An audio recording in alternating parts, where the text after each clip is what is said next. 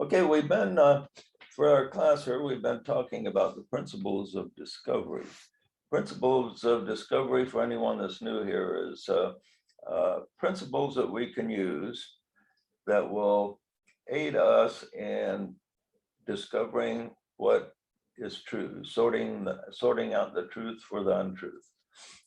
These principles do not depend on having psychic ability or getting some tremendous revelation, but will take us as far as we can with what, the average seeker, the abilities the average seeker have. And we're on principle 13. And let me read it over again. We just started it last week. That which is above will have the elements that correspond to that which is below. And that which is below will likewise have elements that correspond to that which is above.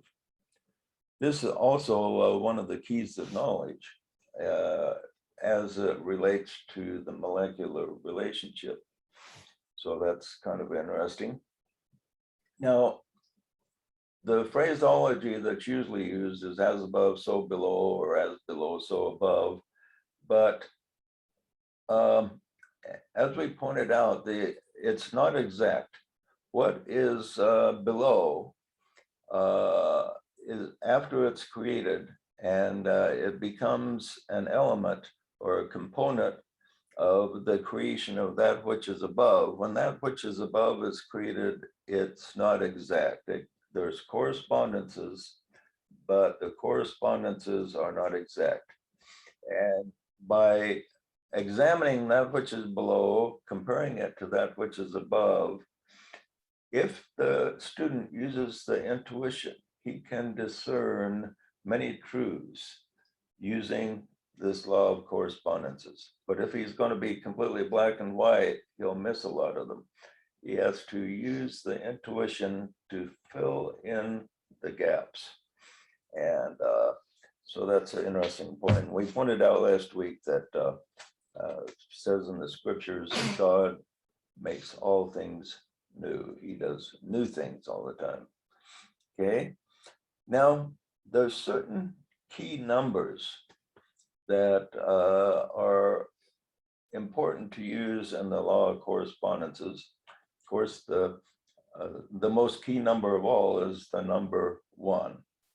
And then the second key number is the number 3. And to understand this, we use the guitar string because everything comes from 1. Think of a guitar string as just one thing.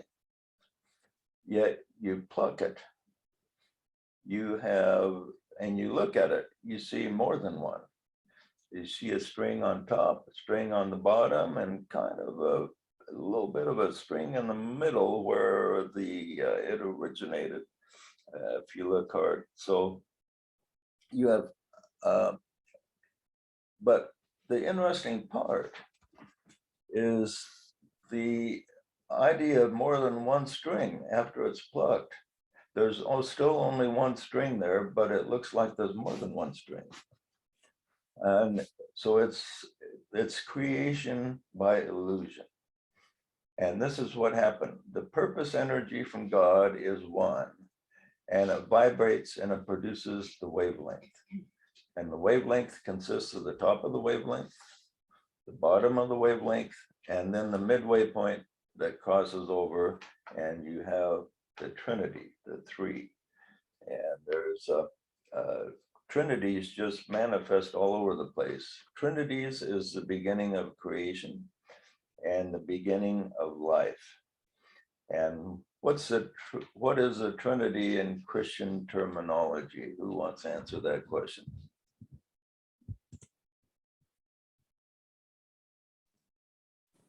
Father, Son, and Holy Ghost. Right, Father, Son, and Holy Ghost. And in the Hindu religion, it's Brahma, Vishnu, and Shiva. Okay, so you have in most every religion has some type of Trinity. Matter of fact, everywhere where there's a creation of anything, there's a foundation of a Trinity. When Jesus began his work, he selected three close disciples, Peter, James, and John. So his molecule had a Trinity as the foundation of it. Now, there are several Trinities that work with Muhammad, for instance. There was Muhammad, Allah, and Gabriel, the angel Gabriel. So we have a Trinity there with him. And then there was a second Trinity as he began his work, which was Muhammad and his wife. And then he had a Christian cousin, which was in on the beginning of his work. And then the Buddha started his movement with himself and two disciples.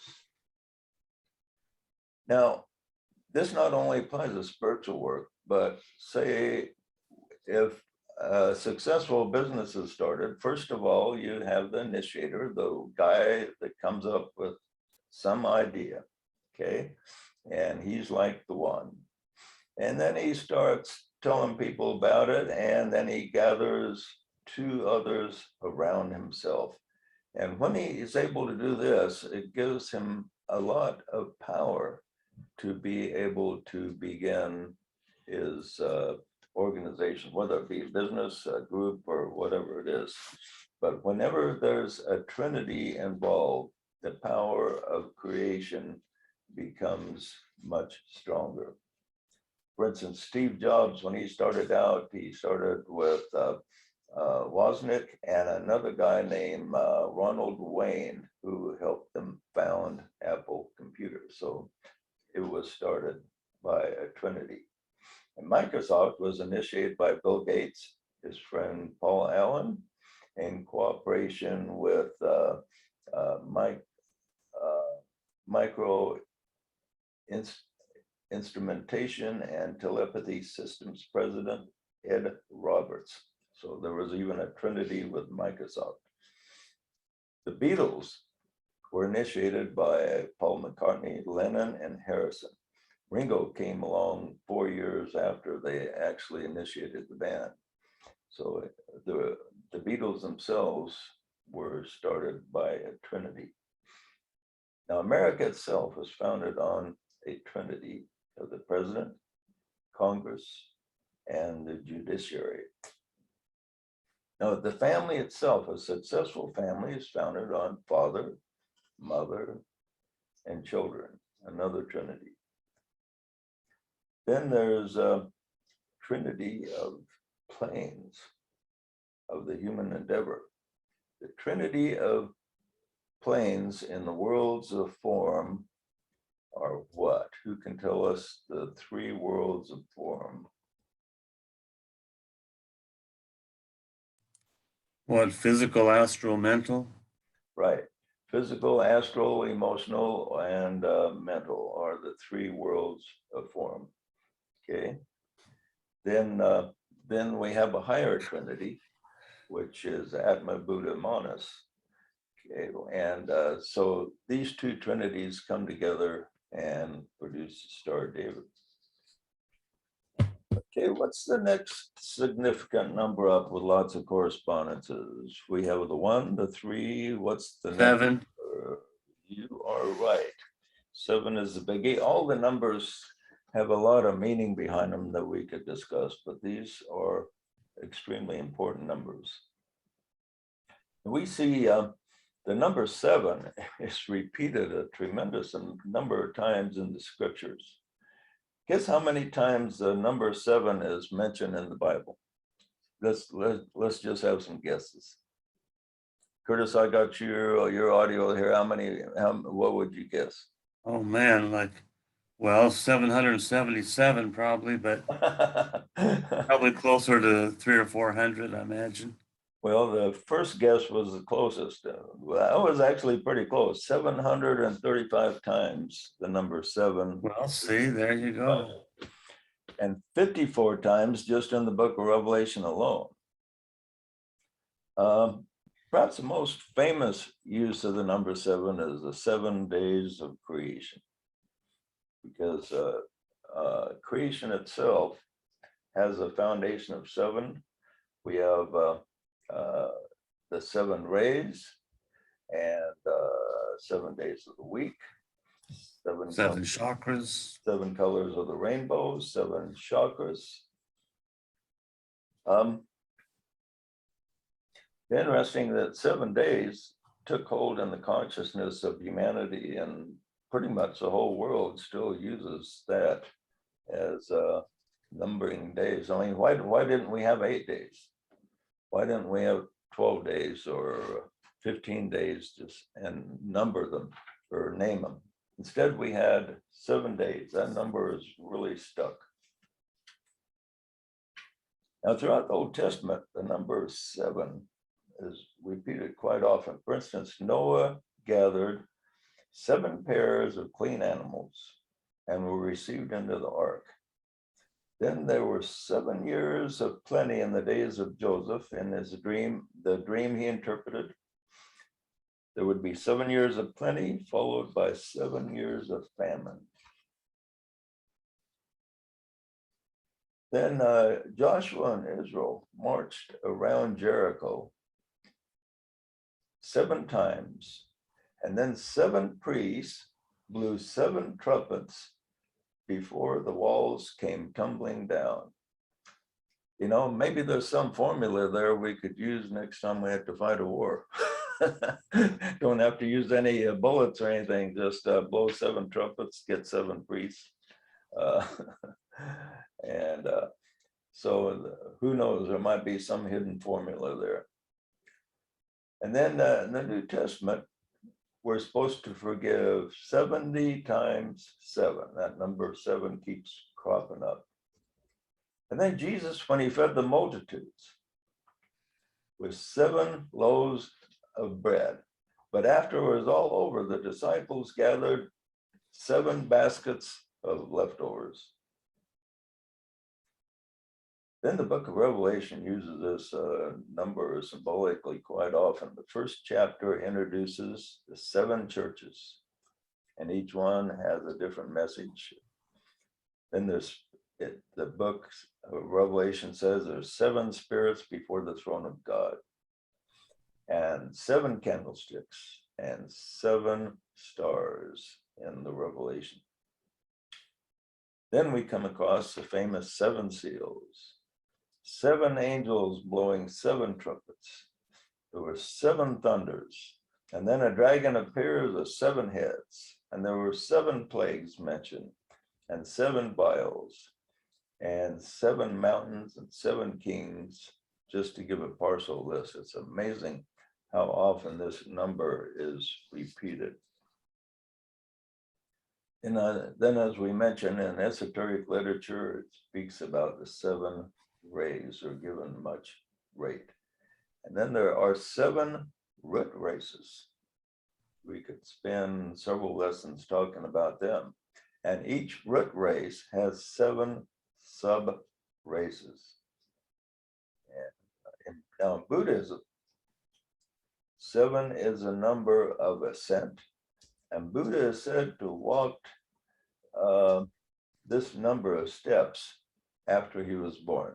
Buddha was, according to legend, he took 7 steps after he was born. I don't know whether to believe that or not, though. In Islam, there are 7 heavens, and hell has 7 gates. Now, astrology was founded on the movement of 7 planetary bodies, and emphasis was placed on the 7 stars of the Great Bear and the 7 stars of the Pleiades.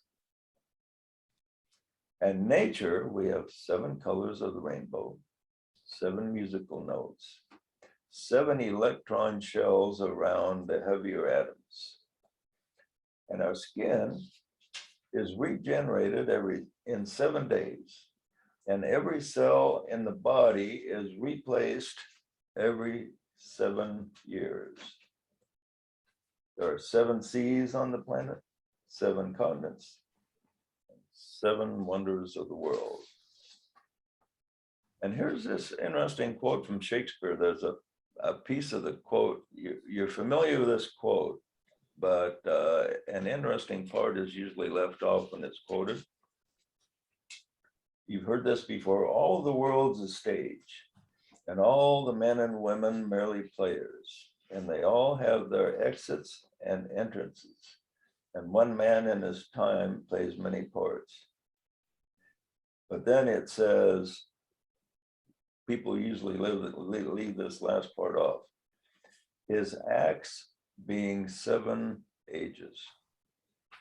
That's a really profound thing that's Shakespeare added in the quote that's usually just left off.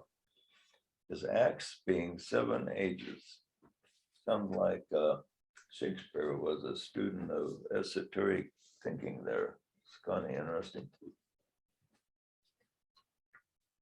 Here we see that the number 7 shows up often in nature and inspired writings.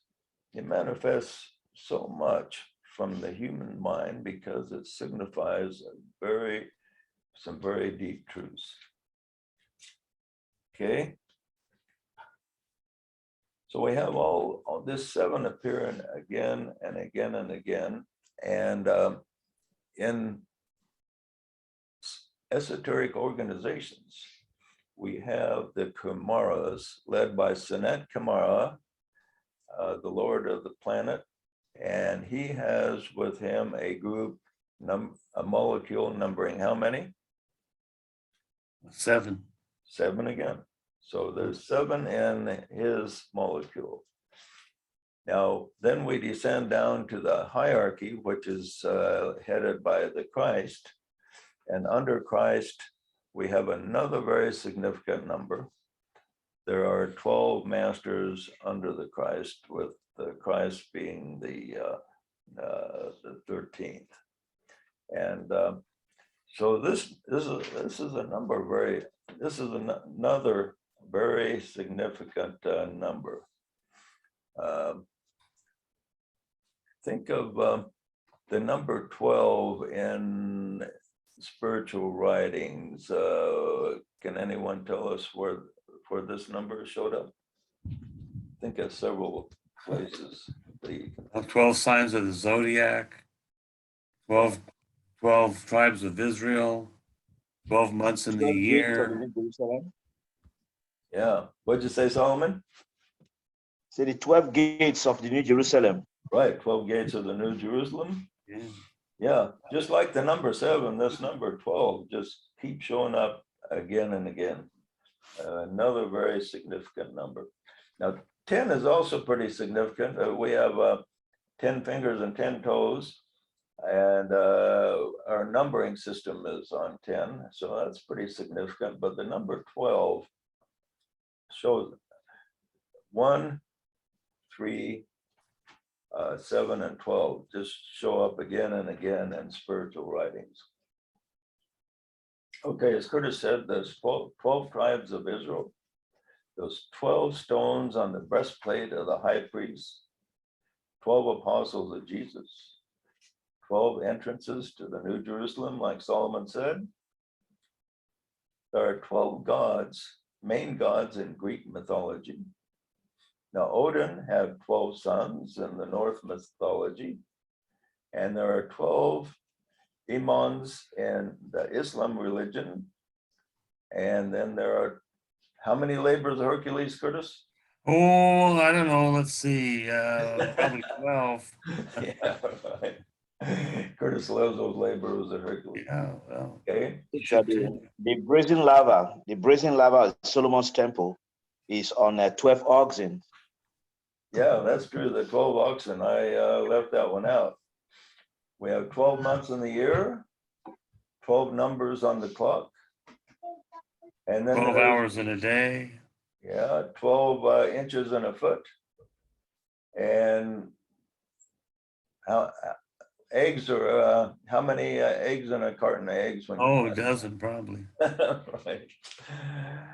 Then we have the 12 signs of the zodiac, as mentioned. Now, 12 keep showing up in organizations. Alcoholics Anonymous has 12 steps, 12 traditions, and 12 concepts of world service. And then the number is 12 is found in the human body. There are 12 cranial nerves, 12 ribs on the average body, 12 systems of the human body, such as cardiovascular, digestive, etc. And the weight of the blood is about 1/12 of the body itself.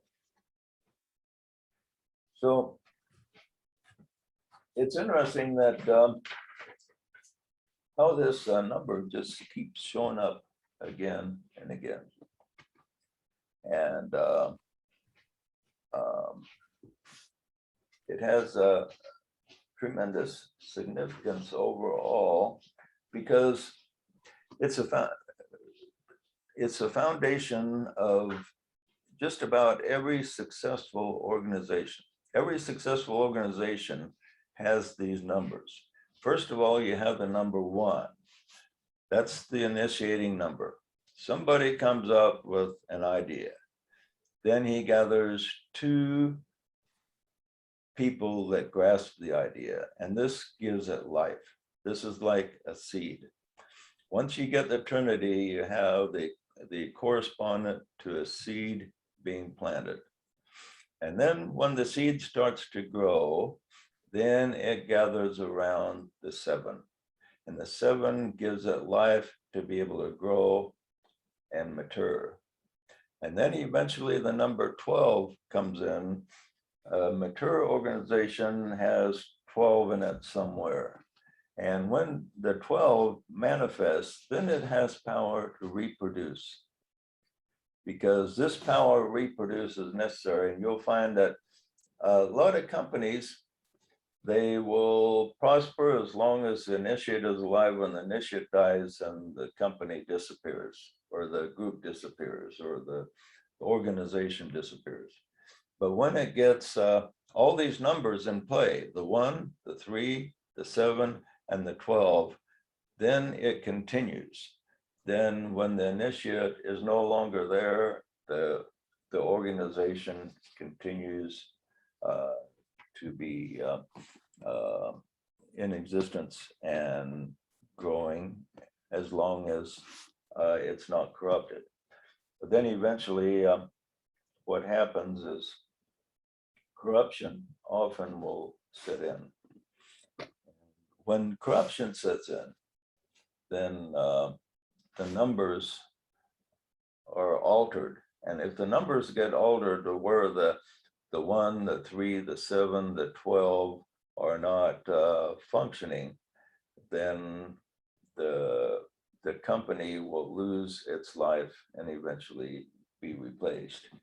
And we see, some companies are a couple hundred years old, and maybe even after 200 years, something may happen to it that causes it to disintegrate. Other companies prosper for maybe a decade and disappear, but what keeps them going and what keeps an organization going is the intelligences, the individuals gathering together, cooperating, producing the structure of the 1, 3, 7, and 12. Jesus also talked about, he said to his apostles, "Ye shall sit upon 12 thrones, judging the 12 tribes of Israel." And it's interesting, in a jury is composed of, that judges people is composed of 12 individuals. Many juries are anyway. So, but the 13th is the invisible authority. In the molecule itself, when the molecular order is created, the 13th is an important number, and it signifies authority. And during the Piscean age, this authority has been misused. So instead of having Christ at the center, and Christ, if you have an authority at the center of an organization that is in touch with the inner self and the spirit, it will function great. When Christ was here, he was a righteous person. So his molecule functioned very well. But then after he left, authorities came in the church that were unearned authorities, and they established the mark of the beast. So what happened with in the Piscean age, we had the 13th, the central authority, start out great with the Christ himself, but then it disintegrated into tremendous misuse. So the authorities in the church became, instead of becoming like Christ, they became the beast, and they persecuted. It wasn't long before the authorities in the church began persecuting people the same way that the original Christians were persecuted. Matter of fact, the persecution was tremendous. They used a lot of creative energies to figure out how to bring the most pain. They had devices of torture that they put a lot of creative energy into to torture heretics, and worse than burning them at the stake. If you ever, If you want to find where a lot of these are located, go to the London Dungeon in England, and it has rows upon rows of torture instruments, like how to. did you actually visit it? Yeah, that's how I know. And you're right, they went to extreme lengths to devise ways of torturing, and then they would disembowel you. They would put your thumbs in, they'd squeeze your thumbs until they broke off. And they put you in an oubliette and forget about you. It was terrible. And speaking of that, that's what happened with the Knights Templar. They were mostly eliminated by Pope Innocent in 1307 because they were rising in stature, in power and monetary gain, and the Catholic Church became very envious and wanted their money, so they had them put to death. The Knights Templar. Yeah, man's inhumanity to man is just mind-boggling to contemplate. And fortunately, we live in an age where torture isn't as bad as it was in the past. In some places of the world, it's still pretty bad, but the world has made some progress, fortunately. But yeah, in reading about how they tortured people in the Middle Ages, it's amazing that they took their most creative people to figure out how to bring the most pain to these heretics, because the authorities believed that these heretics deserved as much pain as possible. Going to hell wasn't bad enough for them, is what they thought. So it's interesting to contemplate. And so this 13th, symbolizing authority, became so misused that in this age, the 13th will be the invisible Christ. Because invisible Christ, when a person contacts the Christ within, then he contacts the truly reliable, righteous authority. If we look for a Christ without and follow that Christ without, that's what the people in the Middle Ages did when they tortured people. They thought they were following the Christ without, and instead they had the mark of the beast. And the mark of the beast, of course, extends much farther than that. So in this age, for the authority. We look for the Christ within, the spirit within, which is connected to God, the only authority that we can trust 100%. One more number we'll mention is the number 9. 9 is composed of 3 trinities. And so 3 trinities gives it tremendous power. And 9 in numerology is called the number that symbolizes power, that if a person has the number 9 in his numerology chart, it symbolizes a point of power. Okay, any questions on that so far? Well, 9 is the number of gestation too, for Yeah. a human body. Yeah. Well, we got a few minutes left. Rather than go to the next part here, we'll maybe just cover the meaning of the 7 rays. The first ray is governs will, power, and purpose. This is the initiating number, the initiating ray. And so everything starts out with a purpose. And there has to be a purpose before there can be a manifestation of creation.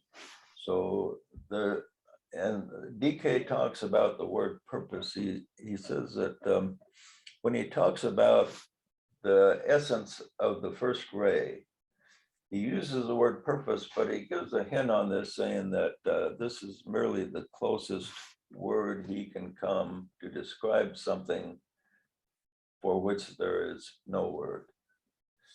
But if we contemplate it, we can get kind of an image of or intuition as to what purpose is. But the English word purpose is the closest word, because this word the meaning behind this is governs the beginning of all creation. And purpose from the mind of God is very closely associated with the true meaning of the word faith. If you have faith, you will pick up a glimpse of the purpose of divine will. And when this is picked up, this is something that will materialize. There's no question about it. So if you pick up something in purpose that's connected with the divine will, you have picked up something that will materialize. The only question is the time factor. Here in this world of time and space, we don't know how long it takes for things to materialize, but they will come. So if a person is intuitive, he can pick up this essence of purpose. And so this is a really good word to contemplate, to get to the essence of the divine mind. Purpose, and behind this word purpose is what the mind of God has contemplated for its creative endeavors. It's kind of interesting. Okay, the second ray is love, wisdom. And love, wisdom is connected with the heart center. And when you think, many people, when they think of the heart center, they just think of the word love, but they don't think much on the word wisdom. There's a scripture that DK often quotes, as a man thinketh in his heart, so is he. And he points out that we can actually think in our hearts, and we think through the wisdom energies of our heart center.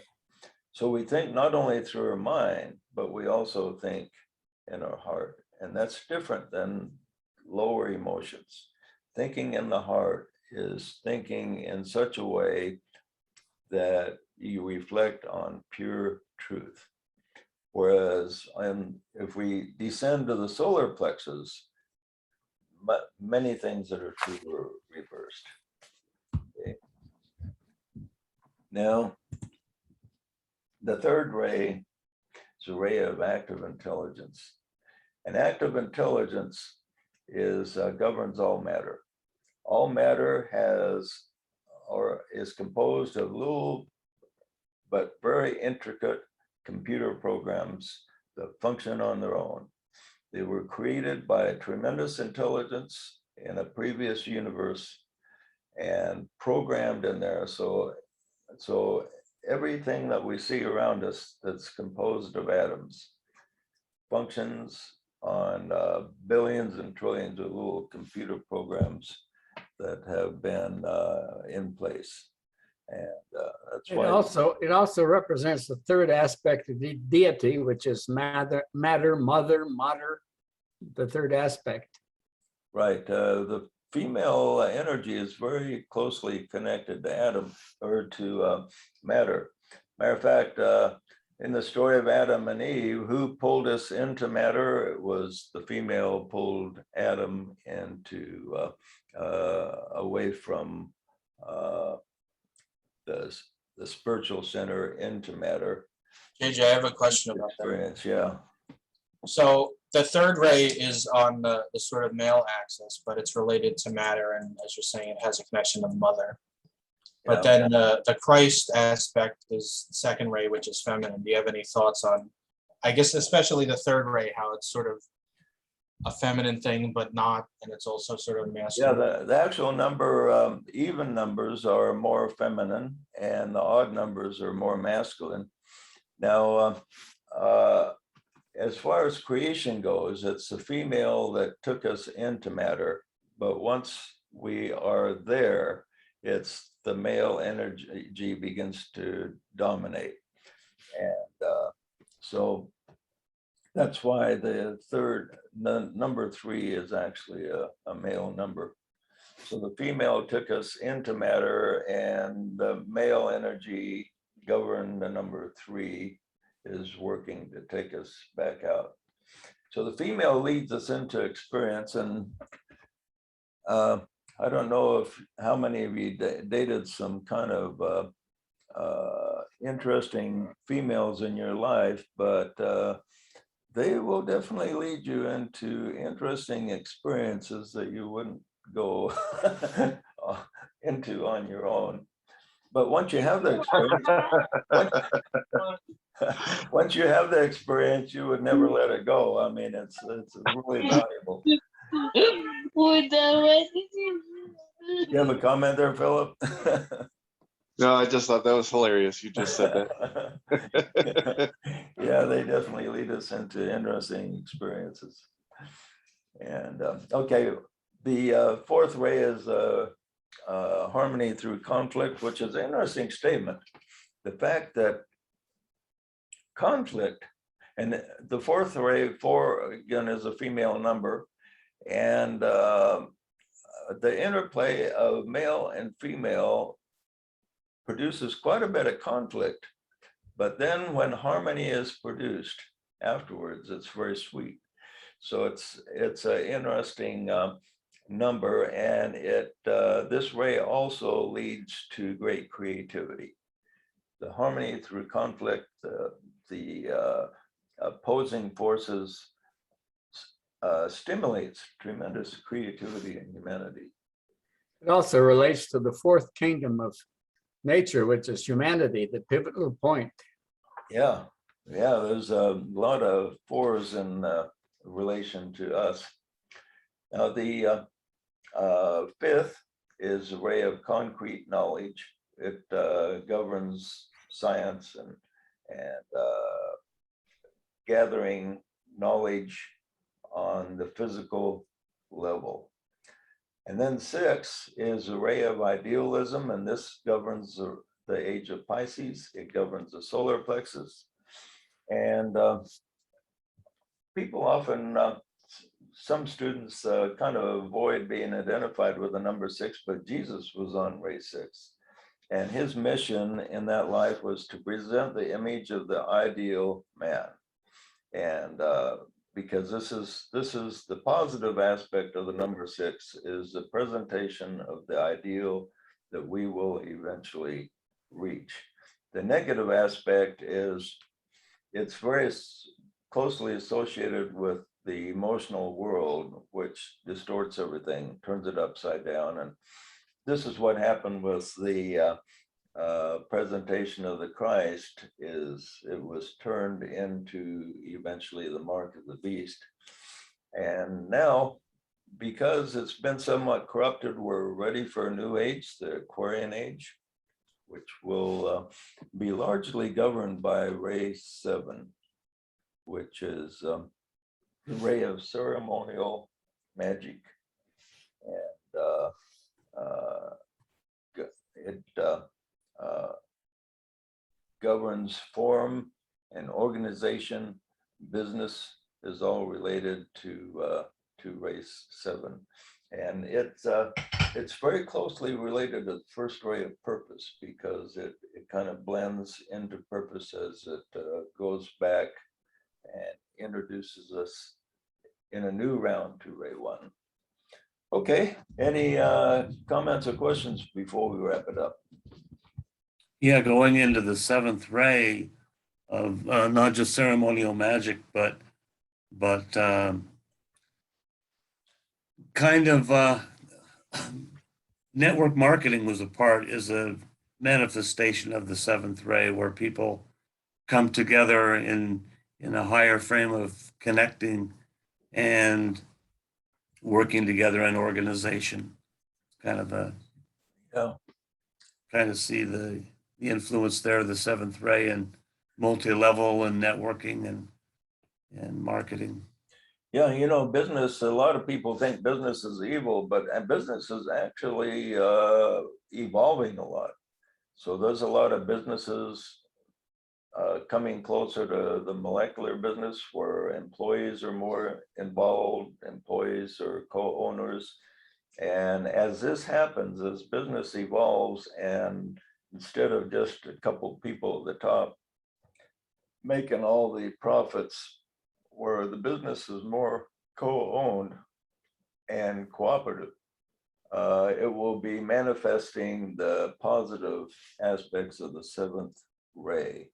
And I would guess 100 years from now, business will be a lot different than it is today, a lot more enlightened, and not seen as an evil thing in the eyes of a lot of people the way it is now. Well, you had to create win-win. You know, that was the big slogan, is creating win-win in network marketing. I win when you win.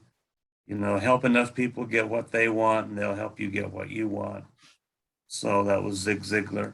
But, you know, just a lot of more cooperation in not just social life, but in business. Win-win. Okay, good comments. Any other comments before we wrap it Yeah, up? all these references to 3 and 7 and whatnot, I come across these every day when I'm designing with these pixels, these inflated triangles. Triangles have 7 grommet holes on each side, and the combination makes what's called a cell, and these cells can make larger shapes of the same. It's like a fractal, and it's based on these same numbers you're talking about. Notice there's 7 grommet holes along this triangle's edge on all 3 edges, and that's what gives them their strength, because these grommet holes are what they attach to other triangles with. Yeah. And that's where they become super strong. When they join into groups, the power of the group is greater than the sum of all the power of individual triangles. Okay, well, good. Okay, Well, yeah. There's one other thing that I think that you pointed out earlier when you talked about intuition, and our intuition tells us that the unity of all like-minded groups of goodwill is very important right now. And we've been talking about goodwill, and I think the goodwill has to include all